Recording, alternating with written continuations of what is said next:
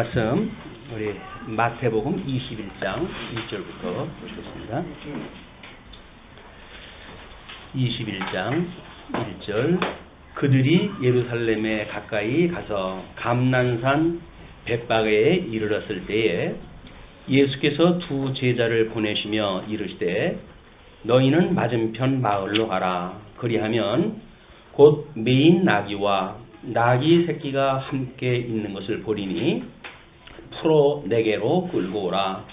만일 누가 무슨 말을 하거든 주가 쓰시겠다 하라. 그리하면 즉시 보내리라 하시니 이는 선지자를 통하여 하신 말씀을 이루려 하심이라. 일러스되 시온 딸에게 이르기를 내 왕이 내게 임하나니 그는 겸손하여 나귀 곧 멍에에 매는 짐승의 새끼를 타도다 하라 하였느니라. 제자들이 가서 예수께서 명하신 대로 하여 나귀와 나귀 새끼를 끌고 와서 자기들의 겉옷을 그 위에 얹음에 예수께서 그 위에 타시니 무리의 대다수는 그들의 겉옷을 펴서 길에 펴고 다른 이들은 나무가지를 베어 길에 펴고 앞에서 가고 뒤에서 따는 무리가 소리 높여 이르되 호산나 다윗의 자손이여 찬송하리로다. 주의 이름으로 오시는 이여 가장 높은 곳에서 호산나 하더라. 예수께서 예루살렘에 들어가시니 온 성이 소동하여 이르되 이는 누구냐 하거늘 무리가 이르되 갈릴리 나사렛에서 나온 선지자 예수라 하니라. 11절까지 봉독했습니다. 오늘은 우리 주보에 소개되어진 대로 아마 이스라엘의 중간사 역사에 대한 이야기가 좀 진행이 되어질 겁니다. 그렇게 해서 지금 이 우리 21장 1절로 11절 나귀를 타고 예수님이 입성하시는 그 역사적 의미가 무엇인가를 확인을 갖다 해보고 그래서 이 시간에 정말 성경대로 오셨던 그 예수님이 성경에 언약되어진 기름 부음 받은 자 그리스도라고 하는 그 사실이 확인되어지고 그러므로 우리가 그 예수님으로 말미암아 영생을 얻은 감격이 확인되어지는 이런 그 시간이 되어졌으면 좋겠습니다. 우리는 역사적 배경을 모르고 본문을 그냥 문자적으로 해석을 하다 보게 되면 어떻게 하든지 인간 감정적인 충분한 은혜를 깨닫는 방법을 추구할 수밖에 없습니다.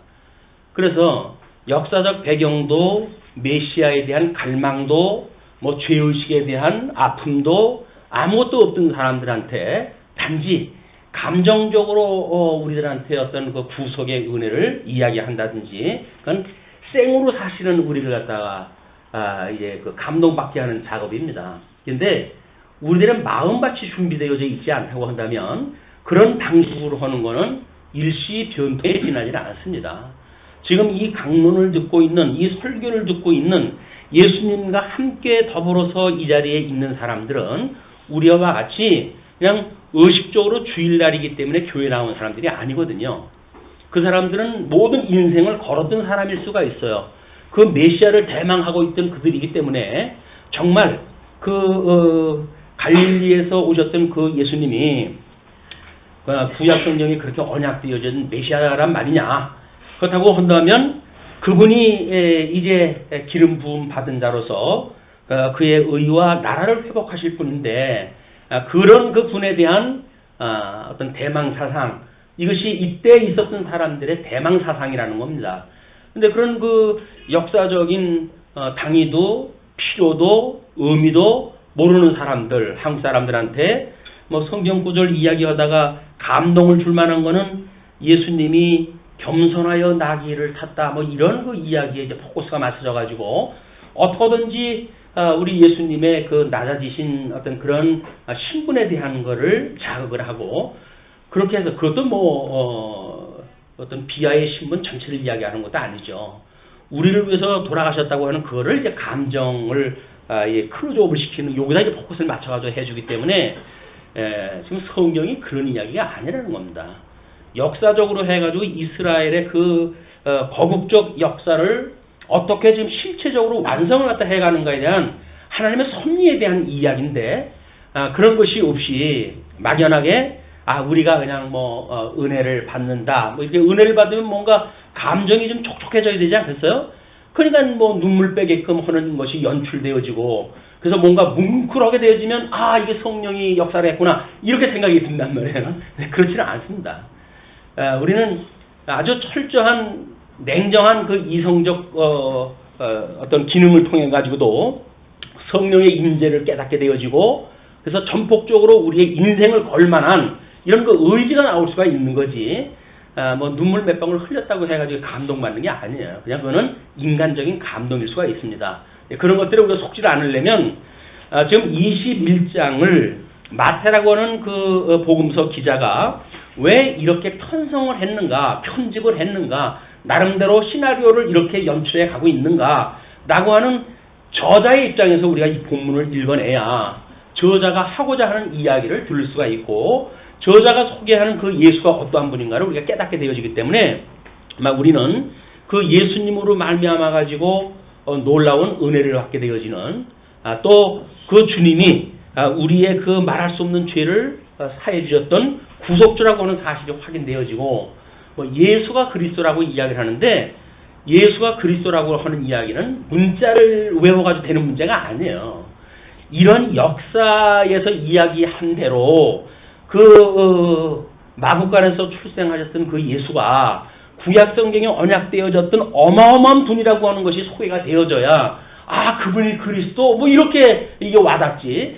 예수는 그리스도이기 때문에 하나님은 언약대로 이신 여호와다 이런 문자 몇 개 가지고 성도들의 마음을 움직인다는 이야기는 말도 안 되는 이야기입니다.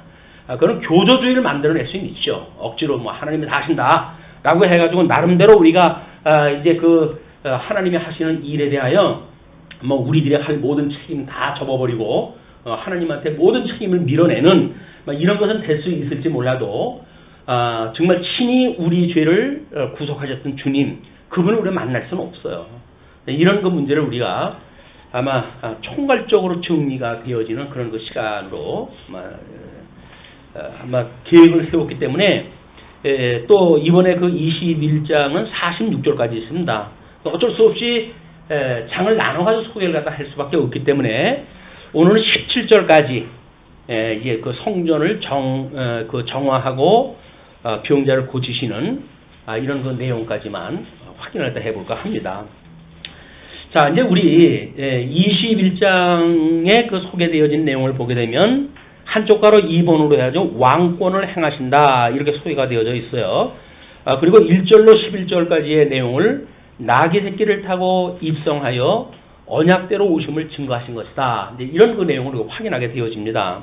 자, 그러면 이스라엘의 그 역사가 우리는 어떤 모형적으로 보았을 적에는 우리 이제 선민국가의 창건, 궁극, 유수, 회복이라고 하는 예수 그리스도의 이제 이 땅의 성육신, 고난, 죽으심, 부활이라고 하는 모형을 읽어낼 수가 있죠. 그러나 통시적인 입장에서 보게 되면 구약 성경에서 언약되어진 그 내용을 어떻게 예수님께서 역사적으로 이루시고 또 신학적으로 이루시는가에 대한, 온전케 하시는가에 대한 그 내용은 또 별도의 이야기예요.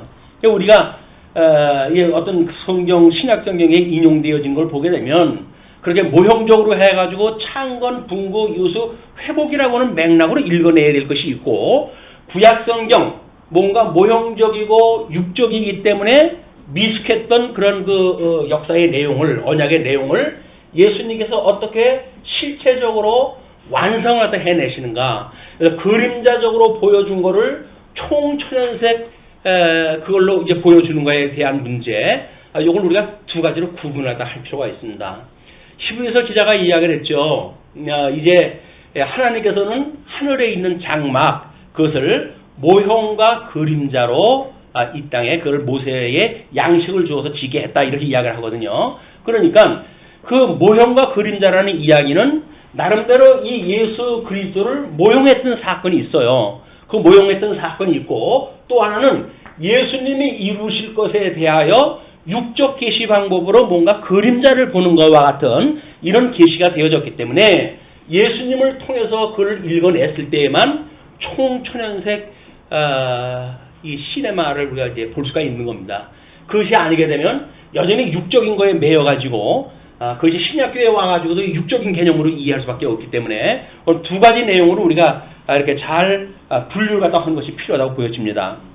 자, 뭐 우리 모세 오경에서 언약을 한 대로 선민국가가 이루어진 거는 오늘은 조금 이제 짧게 아마 이렇게 설명이 돼야 될 것 같아요.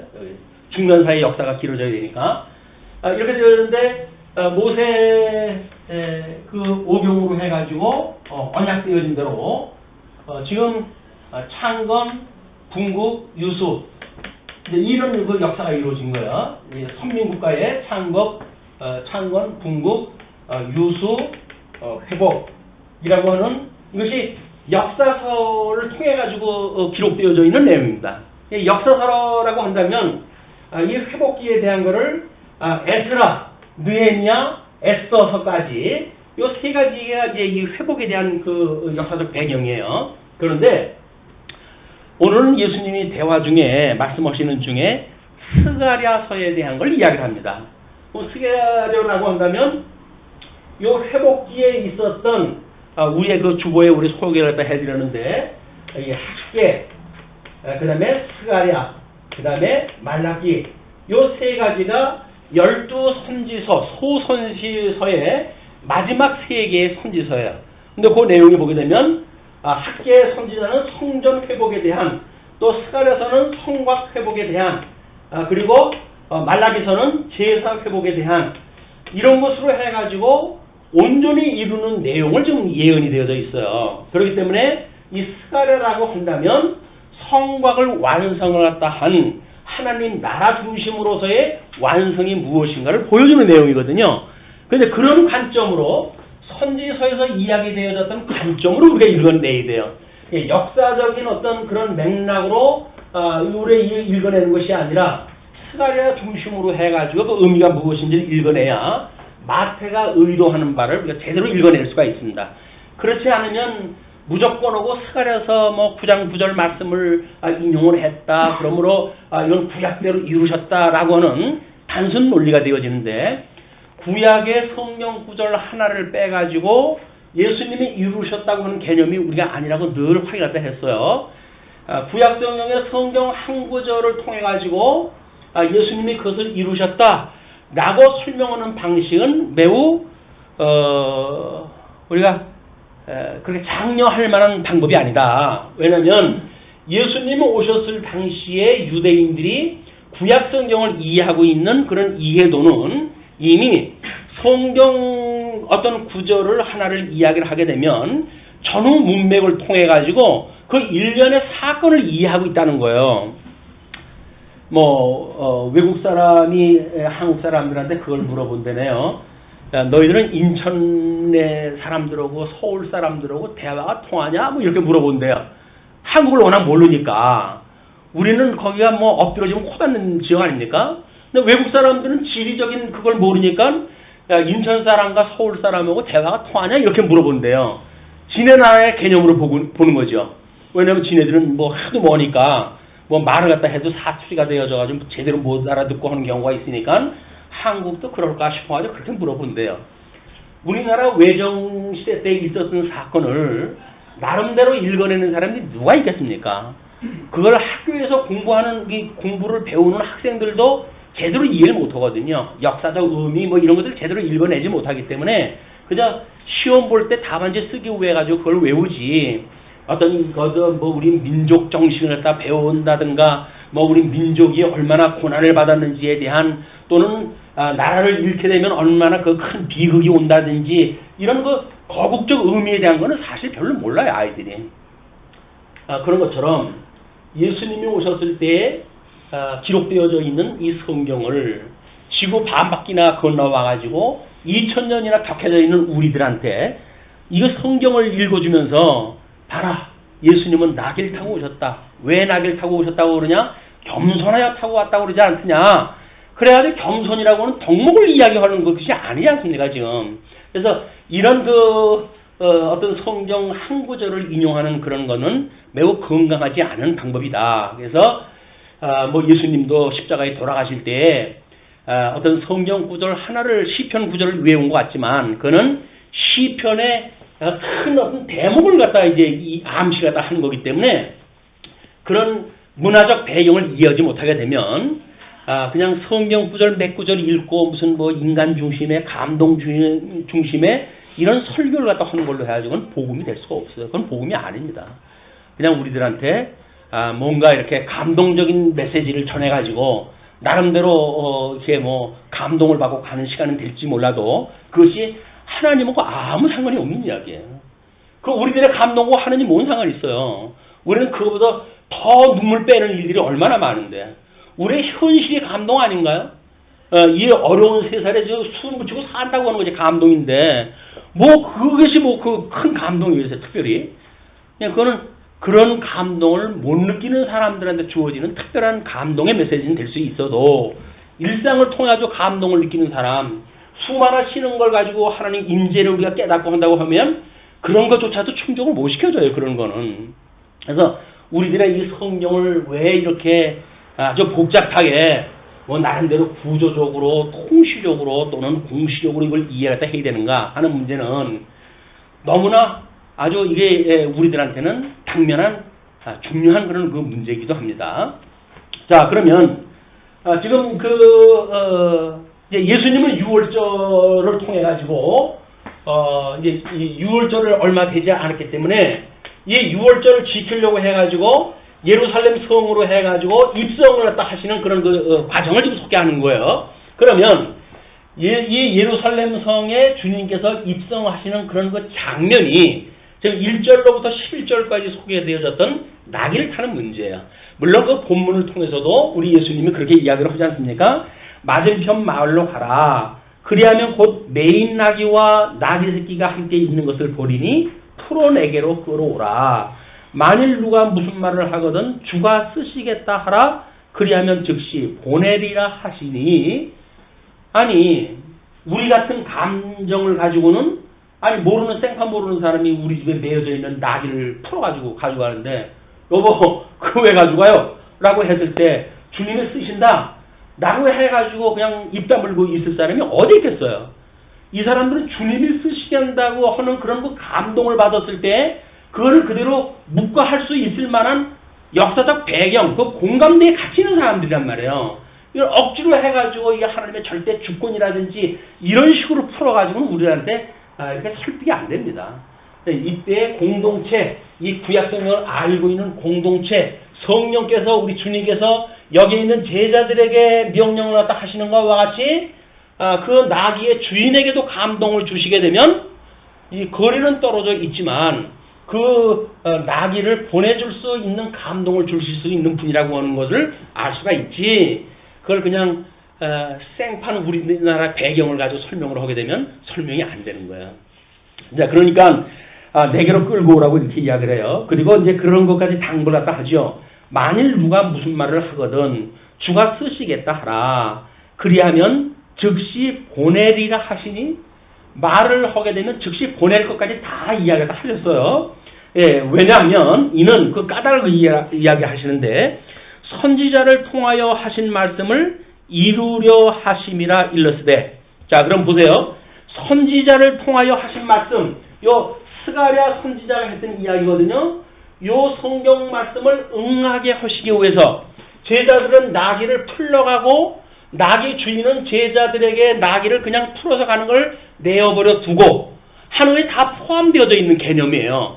그죠? 이 나귀를 풀어가지고 쓰겠다고 하는 주님의 그런 그 사역이 선지자가 말했다고 하는 일련의 사태 전체를 묶어내는 이야기지 제자들에 대한 이야기만 포함되어진 것도 아니고 이 주인에 대한 이야기만도 아니다. 이제 그렇게 이걸 확대해가지고 그 배경을 이해를 하셔야 됩니다. 그 이유를 설명하시기를 시온 딸에게 이르기를 이거 이제 그 인용 구절이에요. 시온 땅에게 이르기를 내 왕이 내게 임하나니 그는 겸손하여 낙이 곧 멍에 매는 짐승의 새끼를 탔도다 하라 하였느니라. 그러니까 스가랴서의 9장 9절 말씀에, 스가랴 9장 9절 말씀을 한 구절을 이야기를 해요. 그러면 그 한 구절을 예수님께서 한 구절 이야기해가지고 그거를 성취하시는 사건은 아니라고 우리가 전제가 되어졌으니까, 그러면 스가랴 9장 9절 그 전후 문맥이 무엇으로 되어져 있는가? 우리는 구약성경 개론을 통해 가지고 이미 스가랴서를 공부를 다 했어요. 물론 성도대학을 시간에 했기 때문에 많은 분들은 이제 공부 안 된 부분이지만 그 스가랴서의 후반부 내용입니다. 후반부 내용이 그 제2절로 해가지고 스가랴서는 예루살렘 회복 예언이라고 이렇게 우리가 주제를 잡아놨어요. 그리고 두 번째가 이제 그 첫 번째, 두 번째로 나눠놨는데 두 번째가 선민국가의 진전적 회복이다 이렇게 이야기를 했고, 한쪽 가로 일본어로 해서 교훈을 통한 회복 예언과 두 번째 가로로 해가지고 2번 메시아의 통치 회복이라고 9장서부터 10장까지 이야기로 소개가 되어졌습니다. 그 중에 이제 9장 내용을 보시게 되면 양쪽 가로 일본어로 해가지고 선민국가 승리와 보호라고 하는 제목을 달아놨거든요. 그런데 1절로 8절이 알렉산더 대제의 승리라고 이렇게 제목을 잡아놨어요. 그런데 스가랴서에 알렉산더라고 하는 이야기 나오질 않습니다. 다만 제가 어떤 개론을 쓰면서 다니엘서를 통해 가지고 우리가 중간사를 충분히 공부가 되어졌기 때문에 스가랴서도 그거를 중심으로 해가지고 제목을 잡아놓은 거예요. 그리고 두 번째 그 9절로 10절까지 낙이 타고 입성하실 메시아에 대한 기쁨을 예언했다라고 하는 내용과 11절로 17절 마카비의 승리와 보호를 약속했다 이렇게 이야기를 했어요. 거기도 마카비라고 나오질 않아요. 자, 그러면 그 연록색 그 표시판에 되어져 있는 성경 구절을 한번 보시죠. 스가랴 9장 8절에 보시게 되면 물론 그 1절서부터 17절까지 다 소개를 다 해드렸으면 좋겠지만은 9장 8절을 보시게 되면 내가 내 집을 둘러 진을 쳐서 적군을 막아 거기 왕래하지 못하게 할 것이라. 포악한 자가 다시는 그 지경으로 지나가지 못하리니 이는 내가 눈으로 친히 봄이니라. 이렇게 쓴 것이 좀 8절 내용이에요. 물론 1절서부터 8절까지의 그런 그 내용을 한꺼번에 우리가 볼 수 있는 요절이기도 합니다. 거기 요절. 자, 그렇고 자, 그러면 이 내용이 무엇인가를 먼저 봐야 되지 않겠어요?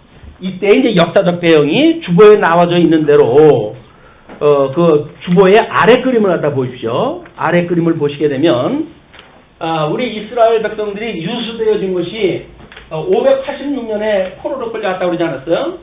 그럼 580년을 포로로 끌려가가지고 이 포로로 끌려가고 이 끌려가기 전에 궁극당시에 이사야라고 하는 선지자는 이제 고레스라고 하는 그 임금이 등장을 하는데 이가 포로로 끌려갔던 이거로부터 회복되어지는 이런 그 왕으로 내가 이걸 쓰겠다 이렇게 이야기를 했어요. 기름을 부어가지고 왕으로 되어지겠다 이렇게 이야기했어요. 또 예레미야라고 하는 그런 그 선지자는 70년 동안 너희들이 이 포로 기간을 지내야 된다 이렇게 이야기 되어져 있거든요.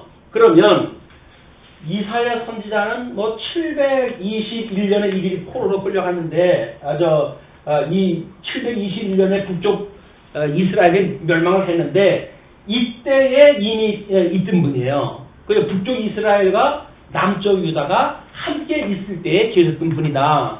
그러니까는 이 지금 뭐 타사제국으로 해가지고 회복되어지기에 수많은 세월이 지나가가지고 있을 문제인데 이거를 고레스라고 하는 그 왕으로 해가지고 이미 지명을 갖다 해가지고 놨어요 성경에. 자, 네, 그런데 이들이 이제 586년에 포로로 끌려가가지고 565년에 귀국이 돼요. 일단 회복이 되어져요. 그리고 516년에 와가지고 성전이 완성이 되어집니다. 그러니까 성전이 무너지고로부터 70년 만에 성전이 완성이 되어지는 거예요. 물론 565년경에 와가지고 이때 이제 바사제국의 고레스 임금에 의해 가지고 귀환령이 떨어지고 그리고 돌아와가지고 성전 기초를 놓자마자 그 인접되어져 있는 사람들의 방류를 해가지고 20년 동안이나 성전을 짓지 못하고 있잖아요. 이제 그러다가 학계 선지자의 동료와 함께 516년에 성전이 완성이 되어진 그런 그 내용을 다니엘서에서 이야기를 하고 있는 거예요. 자, 거기에 다니엘서 그림을 보시게 되면 일단 그 바벨론 제국이 있는데 그 뒤에 메대가 있고 바사가 있고 그래가지고 열국 멸망 예언이라고 했던 1장서부터 7장까지 큰 제목이에요. 그 빨간 칠 한쪽 그 부분이 거기에 지금 이들이 다시 회복되어지는 역사까지 소개가 되어진 내용이 거기까지예요. 이제 다니엘서에서 보여줬던 그 메대, 바사 요 제국이 아시아권에 있는 제국에 의해 가지고 바벨론에 영향을 미쳤던 그런 그 시기입니다. 자, 그런데 516년에 그들이 돌아와 가지고 성전을 이제 그 다시 재건을 갖다 하는데 이 스가랴 선지자 여기서 물론 느헤미야 총독 수르바벨 총독과 함께 귀국을 갖다 해가지고 성전을 갖다 완성을 갖다 하는데 예루살렘 성은 짓지를 못해요. 이 예루살렘 성을 갖다 보는데 너무나 다 무너지고 뭐 이렇게 되어진 상태를 다시 회복하는 때가 444년에 와가지고 성곽이 완성이 되어집니다. 그러니까 586년에 바사의 고레스 임금에 해가지고 516년에 이제 이들이 돌아왔지만 성전까지 지었지만 성곽도 짓지 못한 상태로 해가지고 나라가 좀 존립되어지고 있으니까 뭐 말할 수 없는 그런 그 상태인 거야. 그런데 하나님께서 그 바사 제국의 끊임없는 후왕들의 그런 그 선왕의 칙령을 다시 읽게 만들고 그리고 감동을 주고 해가지고 여러 가지 지원을 해가지고 444년에 성곽이 완성이 되어져요. 이제 이러면 성전이 완성되어지고 성곽이 완성되어지고 이 두 가지가 완성되어져야 이제 하나님 나라로서의 회복이 완성되어지는 거야. 왜냐면 창건되어질 적에도 다윗 임금을 통해 가지고 우리 통일 왕국을 하나님께서 이루시게 만드셨잖아요. 그러나 솔로몬에 의해 가지고 성전을 완성케 하심으로 해 가지고 통일 왕국이 명실상부 이제 시작이 되어지는 거예요. 그렇기 때문에 성전과 성전과 성곽이라고 하는 두 문제는 이스라엘 나라의 이 어떤 독립되어져 있는 나라로서의 정체성을 확인해주는 두 가지 요소이기도 합니다.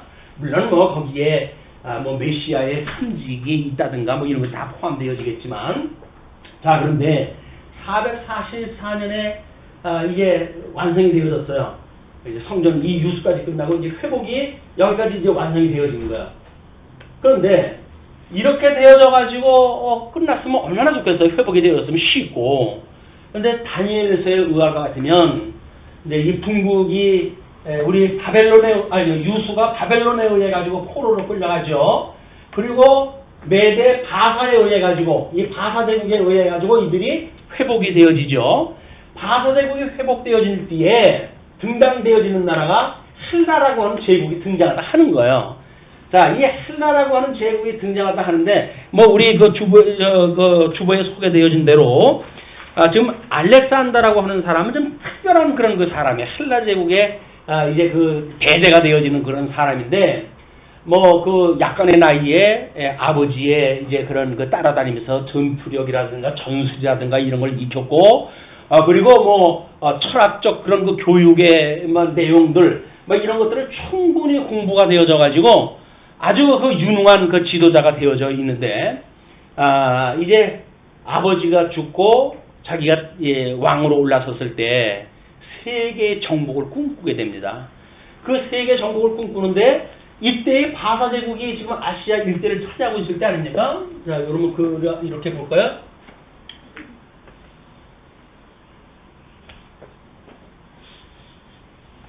네, 이렇게 해가지고 뭐 우리 자, 여기 이제 아시아 반도예요. 여기 에베소 교회가 있는 데라고 한다면, 지금 바사 지역이 이제 이쪽에 있어요. 여기 이제 예루살렘, 여기 가나안 땅이고 여기 바사 제국이 있고 그러니까는 지금 헬라 제국이라고 하는 그리스 지역에서 지금 출발하는 거 아니에요? 마케도니아 반도에서부터 시작되어지는데 이 그리스에서 아시아를 거쳐가지고 대제국을 갖다 이제 정복을 갖다 하려고 시도를 갖다 하는 거예요. 근데 알렉산더가 이쪽에 아직도 그래도 이 파사 제국이 그렇게 쉽게 무너질 나라는 아니잖아요. 이게 강한 도전을 받아요.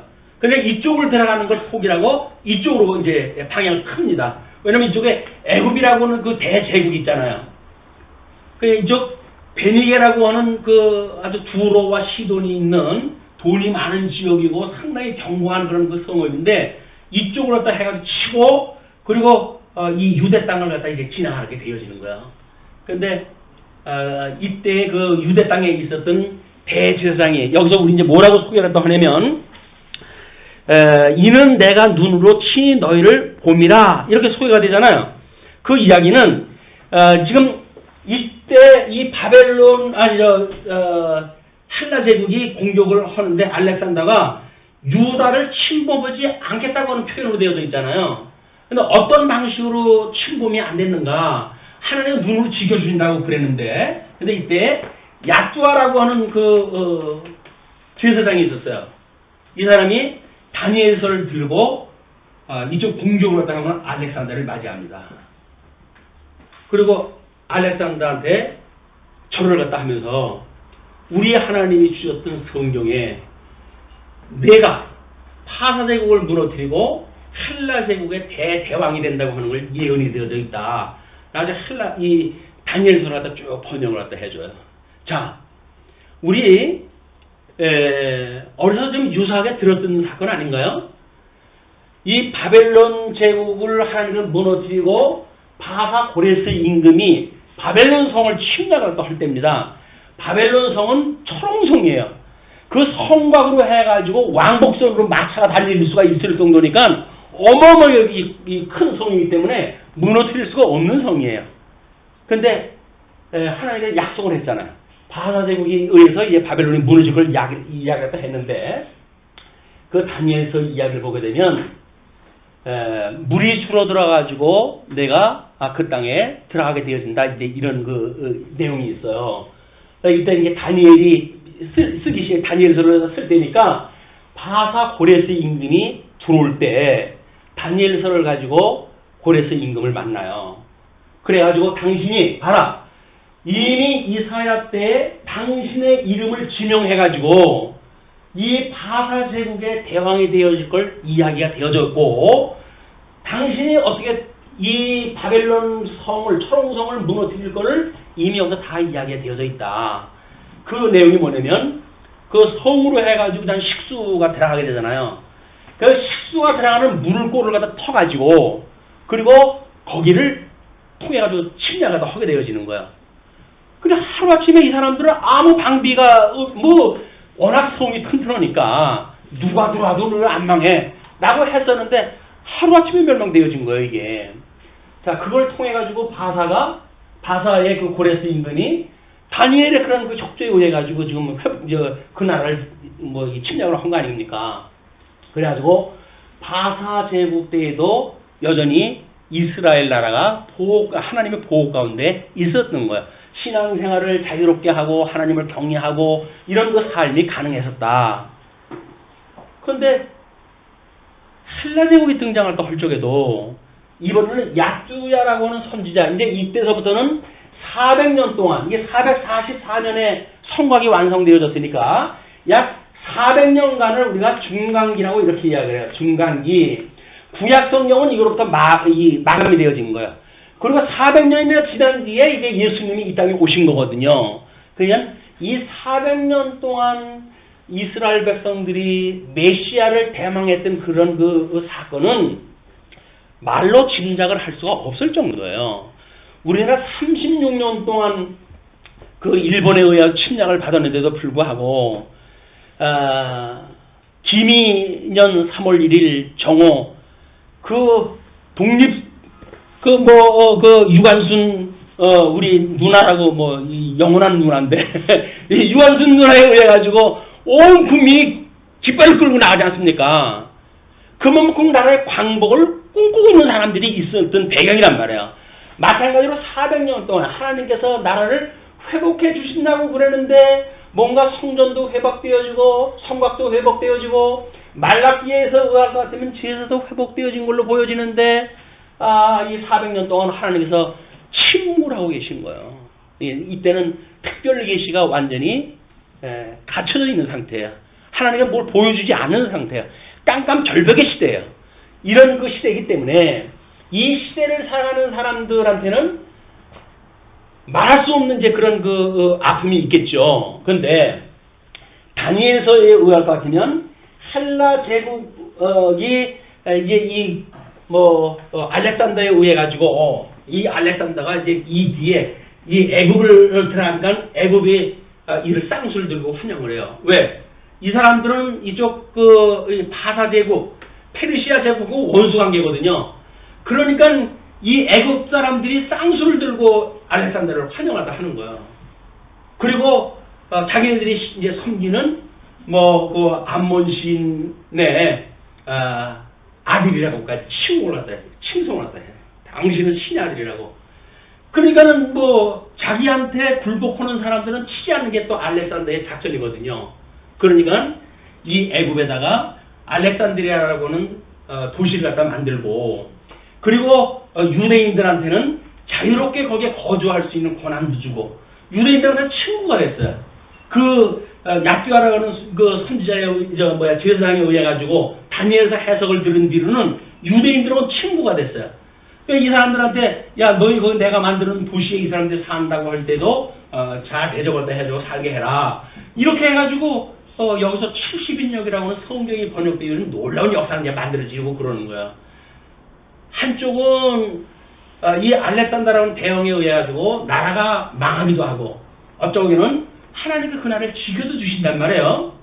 그런데 알렉산더에 대한 이야기를 우리 스가랴서에 볼 것 같으면 내가 눈으로 보고 있기 때문에 그들이 너희를 침략지 못한다고 하는 건 이제 이야기가 됐잖아요. 그 이야기에서 중간사에 이것이 이루어졌단 말이에요. 중간사에 이것이 이루어졌는데 다니엘서에 의할 것 같으면 헬라 제국 이후에 디아도코이라고 해가지고 나라가 산산조각이 난다고 이렇게 이야기가 되어져 있잖아요. 이 헬라 제국 뒤에 완전히 조각이 난다고 이렇게 이야기를 했어요.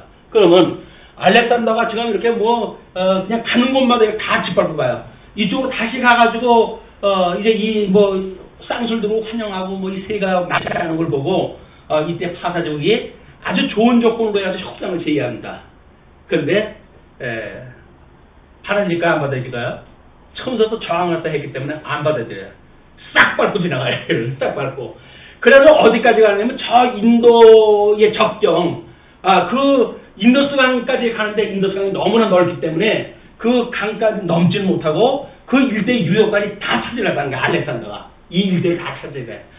그러니까 알렉산더가 닿는 데마다 알렉산드리아라고 하는 도시를 짓고, 그리고 통원 정책을 써가지고 자기가 끌고 갔던 군인하고 이쪽에 결혼을 갖다 시켜가지고 전부 같은 민족을 만들고, 자기는 헬라 문화의 전도사 역할을 다 하는 거예요. 헬라 문화를 이 세계 전체에다 포착하겠다는 이야기죠. 그런 그 작업을 다 했는데, 근데도 33세에서 시작됐던 그 알렉산더가 10년 동안 이 엄청난 작업을 다 하더니 하나님께서 그를 갖다 데리고 가요.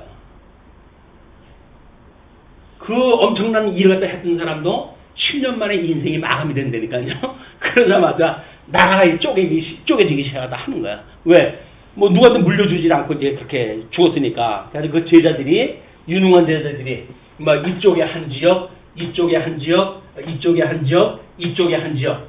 그러니까 장군들이 이걸 갖다 크게는 4토막, 작게는 여러 토막으로 해가지고 나라가 이제 분국이 되어져요.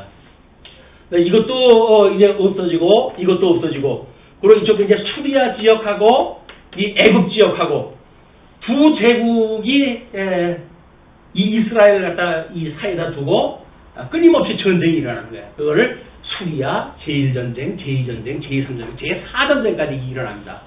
그동안에 틈바구니 속에서 이 이스라엘은 수없는 왕복되는 이 전투 속에 이 사람들은 이제 아주 이 고래등에 새우등이 터져가지고 살아가는 세월이 시작이 되어지는 거예요. 근데 디아도코이라는 건 이제 두 나라가 되어지는 가운데 지금 뭐라고 다음 구절이 되어졌냐면 스가랴 9장 9절에 보시게 되면 시온에 따라 크게 기뻐할지어다 예루살렘에 따라 즐거이 부를지어다 보라 내 왕이 내게 임하시나니 그는 공의로우시며 구원을 베푸시며 겸손하여서 나귀를 타시나니 나귀의 작은 것 곧 나귀 새끼니라. 여기서는 더 좀 지명되어진 것이 정확하죠. 그리고 그런 그 공의를 위해 공의롭고 구원을 베푸시고 겸손하기 때문에 나귀를 탄다 이렇게 이야기를 했으니까 하나님의 뜻을 이루시기 위한 지금 나귀를 타시는 거예요. 그냥 겸손이라고 하는 이 단순한 문제가 아니라 하나님의 의와 나라를 이루시기 위한 섭리가 이미 이때 이게 디아도코에 해가지고 저쪽 수리아와 애굽하고 전쟁이 몇 차례 있는 가운데 이때 등장하는 사람이 거기 우리 그 도표를 갖다 보세요. 거기 보면 플로테미 왕조하고 셀류쿠스 왕조입니다. 플로테미 왕조는 수리아 지역이고 셀류쿠스 그 플로테미 왕조가 애굽의 지역이고 셀류쿠스 왕조가 수리아 지역의 이제 그런 그 왕조예요. 그 두 왕조가 끝없이 싸우는데 이때에 수리아 지역의 셀류쿠스 왕조 중에 안티오쿠스 4세가 등장했대요.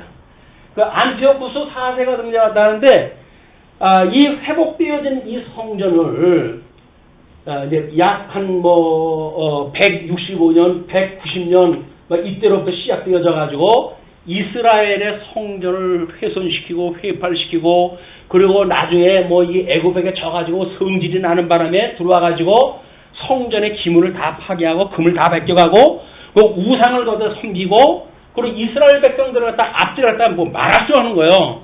하나님의 성전 성경을 가지고 있거나 그걸 읽거나 하게 되면 다 죽여버려요. 그러니까 이때의 신앙생활을 한다는 얘기는 죽음과 맞바꾸는 생활입니다. 그런 정도로 지금 이 악정이 이제 있게 되어지는데 안티오쿠스 4세에 의해 가지고 성전 모독과 약탈이 되었을 때 마카비 가문이 주도한 헬라와 반대 혁명이 벌어져요. 자, 이렇게 등장을 했던 것이 마카비 왕조. 이 마카비 왕조에 의해 가지고 165년에 성전이 회복이 되어집니다. 이들을 다 물리치고 수리아 지역을 다 물리치고 독립이 되어져요. 이 나라가 165년에 그것이 다니엘서서 이야기되어져 있던 선민국가 주권 회복 예언이라고 하는 8장부터 12장까지의 그 내용이에요. 파란색으로 표시되어져 있는데 거기에 프톨레미가 301년서부터 201년까지 셀루커스가 199년서부터 167년까지 이렇게 되어져 있잖아요. 그리고 이제 마카비 왕조가 166년서부터 163년으로 이렇게 나와져 있습니다. 그래서 이때가 다니엘서에서 이야기했던 2300주화예요. 그리고 한때와 두때와 반때의 그 고난의 시기예요. 그리고 71회라고 했던 이들이 우리 바사의 고레스 임금의 칙령이 떨어질 때로부터 71회를 예언을 갖다 했는데 7일회와 그 다음에 69일회와 이쪽에 71회 중에 요 1회 그 다음에 이쪽에 한 1회를 갖다 빼니까 72일회 62일회 요걸 예언을 갖다 했는데 요 나머지 한 1회가 이루어지는 것이 마카비 왕조에 의해 가지고 성전이 회복되어질 때의 기간이에요. 근데 다니엘서를 잘못 보는 사람들은 이거를 전부 예수님 뒤로 끌고 오는 바람에 성경에 이제 꼬이고 그렇게 되어지는데 역사적으로 보게 되면 마카비가 이 독립을 갖다 선언을 갖다 하고 다 적군을 물리치고 그리고 예루살렘에 입성을 갖다 할 때 최초로 뭘 타고 들어올까요? 나귀를 타고 와요. 그림자적으로 이미 여기서 성취되어질 때 마카비가 어린 나귀를 타고 예루살렘 성을 입성을 갖다 하는 거야. 근데 오늘 모형적으로 이루어졌지만 실체적인 예수님이 와가지고 이루셔야 될 거 아니겠어요? 그냥 그거를 이루는 사건이 예수님이 지금 어린 나귀를 타고 입성하다 하는 장면이란 말이야. 그것이 이런 수많은 이스라엘 백성들의 잔혹사, 이 전쟁사, 이런 걸 거쳐가지고 제발 우리나라의 통일을, 우리나라의 다시 회복을, 이런 걸 꿈꾸고 있는 사람들한테 지금 주어진 사건이 되니까요. 예수를 믿기가, 이 자기네들이 섬기는 하나님을 믿고 신앙생활하기가 목숨을 걸고 싸울 만큼 이렇게 험난한 세월을 살았던 이런 자기네들 조상들을 보고 배우고 해왔던 사람들이 지금 예수님의 입성을 지금 목도하고 있는 거란 말이에요. 무슨 감인지 오십니까? 마카비가 여기서 어린 나귀를 타고 왔을 때에도 얼마나 감동을 했겠어요. 그 성전을 그렇게 그래서 우리 다니엘서 예수님께서 이제 우리 24장 이렇게 나가게 되면 이 성전에 가증한 것이 설 때에 이렇게 예언을 갖다 하고 그러지 않습니까? 그 가증한 것이 지금 이 마카비가 수전하기 전에 그 상황을 지금 이야기하는 거예요. 근데 이런 역사적 배경을 우리가 이해를 해야 하나님 나라가 어떻게 임하실 것인지, 또 종말에 와가지고 마지막 세상은 어떻게 될 것인지 이걸 전체 이해할 수가 있다. 이런 맥락으로 이걸 일단 이해도 하셔야 되겠고요. 자, 그런 뒤에 그러면 나귀 타고 입성하신 메시아에 대한 그 기쁨을 예언했던 것, 요거는 스가랴 9장 9절로 해서 완성이 되어진 겁니다. 그 다음에 스가랴 9장 13절을 보게 되면 내가 유다를 당긴 활로 삼고 에브라임을 끼운 화살로 삼았으니 시온아 내가 내 자식들을 일으켜 헬라 자식들을 치게 하며 너를 용사의 칼과 같게 하리라. 스가랴서의 헬라라고는 그 나라 이름은 스가랴서에 언급이 되어져. 헬라라고는 나라가 이때는 헬라 제국이 있는지 모르는 이때예요. 이제 아시아 쪽에서는. 근데 이 스가랴 선지자가 이야기할 때 헬라 제국의 후손들을, 너희 후손들이 그들을 이제 때려주리라 이렇게 이야기가 나온단 말이에요. 어디서 들었던 이야기예요? 예. 이 에덴 동산에서 여자의 후손과 그 다음에 뱀의 후손과의 관계를 갖다 이야기하죠. 그래서 이 여자의 후손은, 이 뱀의 후손이 여자의 후손의 발등꿈치를 물어야 되겠고, 여자의 후손은 뱀의 후손의 머리를 칠 것이다 이렇게 이야기를 하지 않습니까? 실체적으로 했던 그런 그 약속이 스가랴서에 와가지고 모형적으로 이 이스라엘 백성들에 의해 가지고 헬라 제국의 후손들, 이 헬라 제국의 후손은 디아도코이 중에 수리아 지역, 그 지역이 이제 이 안티오코스 4세가 예루살렘을 이렇게 침략을 하고 그러니까 그거를 공격해서 이길 걸 갖다 이야기하는 거야. 그래서 이야기할 거를 내 자식들을 일으켜 헬라 자식들을 치게 하며 너를 용사의 칼과 같게 하리라. 그 예수님께서 어린 낙이 타고 들어간다고는 단순한 이야기가 아니라 1절서부터 17절까지 이야기했던 그 스가랴서 이 나름대로 9장에 대한 전체의 배경을 지금 설명을 하고 있는 거다. 다만 낙을 타고 입성하는 장면만 그걸 가지고 이야기를 한 거지. 그 앞에 있었던 제국을 어떻게 멸하시고 뒤에 안티오코스 4세를 마카비가 어떻게 무너뜨릴 것이며 이런 역사를 이해하고 있는 사람들한테 그 가운데 구절 하나만 지금 소개를 한 겁니다. 이제 무슨 그 한 구절을 성경을 보고 우리는 스가랴서 9장에 이야기했던 전체적인 맥락을 이야기를 했어요. 다니엘서에서 이야기했던 전체를 우리가 이야기했어요. 그랬을 때 이 마태의 그런 그 기록되어진 성경의 의미가 무엇인지를 폭넓게 이해할 수가 있는 겁니다. 자, 그런 뒤에 그렇게 해서 이제 그 그림 두 개는 소개가 되어진 거예요. 소개가 되어졌고 12절부터 이렇게 소개가 되어집니다. 예수께서 성전에 들어가사 성전 안에서 매매하는 모든 사람들을 내쫓으시며 돈 바꾸는 사람들의 상과 비둘기 파는 사람들의 의자를 둘러엎으시고 그들에게 이르시되 기록된 바 내 집은 기도하는 집이라 일컬음을 받으리라 하였거늘 너희는 강도의 소굴을 만드는도다 하시니라. 맹인과 저는 자들이 성전에서 예수께 나옴에 고쳐주시니 대제사장들과 서기관들이 예수께서 하시는 이상한 일과 또 성전에서 소리질러 호산나 다윗의 자손이여 하는 어린이들을 보고 노하여 예수께 말하되 그들이 하늘 말을 듣느냐. 예수께서 이르시되 그렇다. 어느 아기와 젖먹이들의 입에서 나오는 찬미를 온전하게 하였나이다 함을 너희가 읽어본 일이 없느냐 하시고 그들을 떠나 성 밖으로 베다니에 가서 거기서 유하시니라. 자, 우리는 이제 다니엘서와 스가랴서의 그 배경을 공부를 하고 보니까 지금 이 마카비가 성전에 들어갔던 내용, 예수님이 나귀를 타고 성전에 들어갔던 내용, 그거 연결되면 무슨 일이 있으리라고는 짐작이 가능하죠. 그게 뭐예요? 성전 수전 사건이에요. 성전을 깨끗게 해야 된단 말이에요. 왜? 마카비가 입성했다 해서 성전을 깨끗게 했잖아요. 이제 들어가지고 성전을 전부 싹 부장한 거 다 끄집어내고 해가지고 새롭게 성전을 갖다 해가지고 이걸 지킬 거거든요. 그때 요한복음에 보게 되면 그거를 수전절이라고 이야기합니다. 수전절. 이 수전절에는 전을 닦을 수 깨끗하게 닦아낸 그런 그 절기를 지킨 거예요. 모세의 법에 나와져 있는 절기는 아니지만 이 중간기에 있었던 사건을 통해 가지고 유대인들이 기념일로 계속 지킨 거예요. 이거를 이제 이걸 뭐 그들이 이때마다 이제 호산나 뭐 이런 그 찬송도 다만 우리를 구원하소서라고 하는 어떤 어원이 이야기하고 있는 단순한 문제가 아닙니다. 거의 구호가 그랬어요.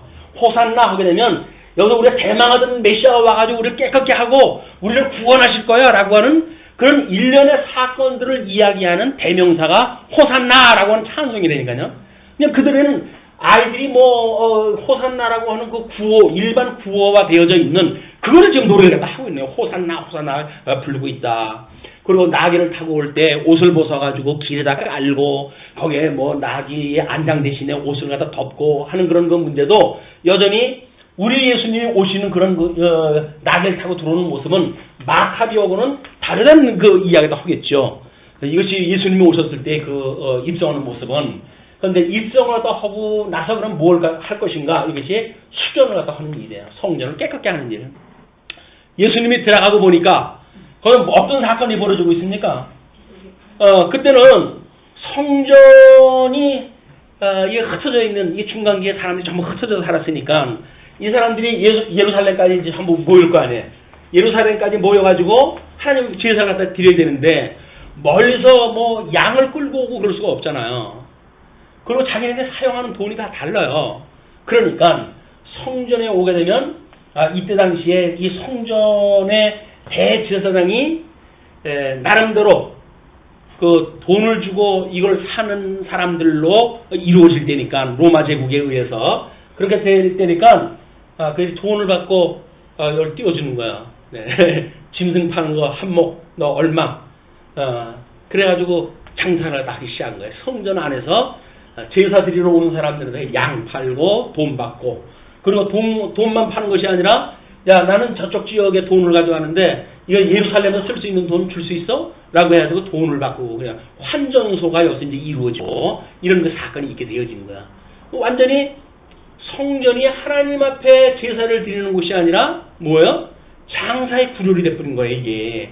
예수님이 물론 하나님의 집은 기도하는 집이다 라고 하는 걸 가지고 어떤 하나님의 의, 공의 이것을 이루는 우리가 공본으로 이야기를 했죠. 하나님의 싫어하심을 함께 싫어하심으로 진노를 나타내는 모습 이렇게 나와져 있지만 역사적 배경을 놓고 봤을 적에는 성전을 깨끗하게 하시는 그런 거를 지금 예수님께서 이루시는 사건이다. 그런 그 이야기예요. 자 그러면 아마 역사적 배경을 맥락은 점점 연결이 되어지죠. 연결이 되어지는데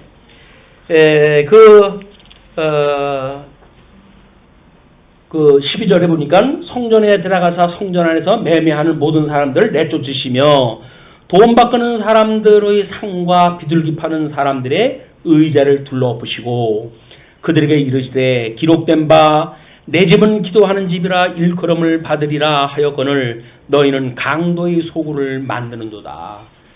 끊임없이 성전에서 뭐 다윗에 의해 가지고 그 기도도 마찬가지입니다. 이 다윗에 의한 기도도 하나님의 그 세우신 나라가 이 우리 유다에게 언약한 대로 나라를 왕으로 세우신 거 아닙니까? 그러면 나의 이 왕통을 영원하게 해달라고 끊임없이 기도한다 했지요. 솔로몬은 성전을 지어놓고 뭐라고 기도했습니까? 우리 백성들이 혹 실수해서 다른 나라 끌려간다 할지라도 그때 우리 성전을 향하여 기도하게 되면 주께서 우리의 죄를 용서하시고 그들을 회복하여 주소서라고 하는 그릇으로 솔로몬이 기도를 갖다 한 거예요. 성전을 다 지어놓고 하는 기도가. 그러니까는 솔로몬이 이 성전을 향해서 하는 그 기도, 뭐 이런 그 의미는 뭡니까? 이 하나님의 뜻이 지금 여기서 이름이 두신 곳인데 하나님의 뜻이 이루어지는 곳을 우리가 강구하는 그 성소 아닌가요? 근데 하나님의 뜻을 구하기는커녕 지네들 돈 장난을 갖다 하고 여기서 있으니까 강도질을 갖다 하고 있다 그 이야기야. 예수님이 혈기가 있어가지고 그렇게 하는 것이 아니라 구약성경을 이루셔야 되잖아요. 이게 구약성경을 이루기 때문에 수전의 이 역할을 하는 그 사역이 수리아 군대를 갖다가 무찔러는 것처럼 강도짓하는 강도들을 물리친 거예요. 강도를. 성전을 도둑질 해가는 그 안티오코스 4세가 도둑질을 해가는 것처럼 성전을 놓고 이 장난을 갖다 치는 도둑질을 갖다 해가는 그런 그 유대인들을 예수님께서 책망하다 하신 거다. 그렇게 이해하다 하셔야 되겠죠. 그렇게 하고 그렇게 이제 그걸 했는데 맹인과 저는 자들이 성전에서 예수께 나와요. 성전이라고 하는 거는 죄인들이 들어갈 수 없는 곳이거든요. 근데 예수님이 그렇게 해서 성전을 뒤집어 엎으니까 여기서 작은 사람들은 지금 멀찌감치 도망가 있고 들어갈 수 없는 환자들이 예수님한테 나오는 거예요. 예수님께서 고쳐가지고 쓰시지 않으면 안 되는 거예요. 새로운 의와 하나님의 나라는 예수 그리스도께서 온전히 대속을 하셔가지고 완성케 해야 하나님의 나라가 이루어지는 것이지 이런 그 모습으로는 이루어지는 것이 아니다. 그렇기 때문에 자고하고 자랑 삼고 높다고 하는 자들 이런 자들을 책망을 하다 하시고 성전에 들어올 수 없는 자들을 고쳐서 새로운 성전 예루살렘 성전의 주민으로 살아갈 수 있도록 하나님께 만드시는 거예요. 그 이야기는 뭐예요? 하나님 나라는 하나님께서 구원을 갖다 해가지고 하나님이 살게 하신단 말이에요.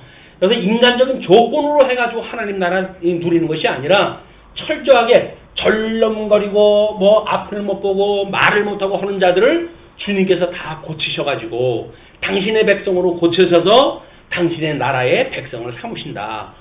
그 은혜가 우리한테 임한 거예요. 죽었던 우리를 살리셨던 그런 그 은혜가 우리한테 임한 거예요. 이게 간단하게 어떤 그 겸손해가지고 나귀를 타고 왔다든지 그래서 협의적으로 문자적으로 해석을 하게 되면 이 꽤나 장관 역사를 통해서 섬겼던 하나님의 영광이 하나도 드러나지 않는 거예요. 하나님의 영광은 드러나지 않고 뭐만 드러난다? 우리들한테 감동만 자꾸 주려고 한단 말이에요. 그거는 아무런 성경하고 우리 구원 문제하고 아무런 상관이 없어요. 교회 와서 구원, 우리가 감동받고 간다고 해가지고 뭐 특별한 구원의 역사인가요? 아닌 거예요. 그거는 말 잘하는 변사 앞에 가서도 우리는 감동을 받아요. 운동가들 앞에서 우리가 얼마나 감동을 받는데요. 이 연사는 심주어 여러분들한테 그래가지고 할 때마다 소름이 돋잖아요. 그 이야기에 공감을 갖다가 우리 불러일으키고 근데 그게 구원에 이르는 메시지냐? 전혀 상관이 없어요. 성경을 이해하는 것은 이렇게 이런 문화 속에서 정말 메시아가 오기를 아주 학수고대하던 이런 그 시절에 주님이 오셨다. 그래서 예수는 그리스도라고 하는 것이 단순한 두 가지 단어의 조합이 아니라니까요. 말할 수 없는 이 구약적 배경을 가지고 그리스도다 이렇게 이야기를 하는 거예요. 그러니까 하나님의 언약대로 오신 여호와라고 하는 것이 감동이 오지. 예수는 그리스도 이렇게 해가지고 뭐 우리가 주는 그리스도시요 뭐 살아계신 하나님의 아들입니다. 가지고 어떤 교리화되어져 있는 구호에 의해 가지고 감동이 되어지거나 구원받는 게 아니다. 그것이 이루어지기까지의 생명의 말씀이 어떻게 이루어져 왔는지 그 생명의 말씀을 우리가 공급받아야 우리는 그 입으로 외우는 교조 한 문장의 교조에 이르기까지 말씀이 살았고 운동력이 있어서 우리 변화시키는 거지 교조 한 조각이 우리가 변화시켜가는 게 아닙니다.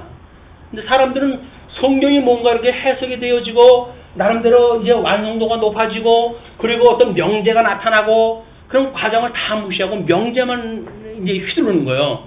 우리는 다 만들어졌다 그 이야기예요. 신앙 고백은 이렇게 된다 이렇게 이야기한다. 그렇지는 않습니다.